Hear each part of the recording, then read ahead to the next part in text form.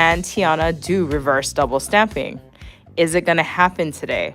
We will see. I am hella nervous. So Dev created history last week and she managed to do we call it a reverse double process stamping, and it worked. And today we're just gonna see if this all works out. Okay, so let's just jump in. Have any of you guys used these? You should.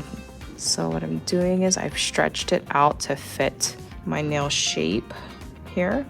And there you go. My little fingernail cover.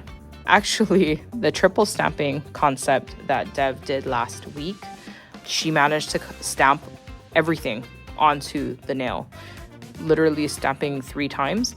But if you used this design here, scrape this pretty much like you could put your base, pick everything up and then stamp it to the nail.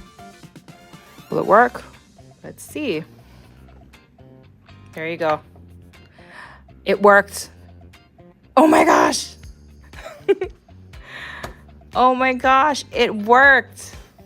It worked. I feel so grown now.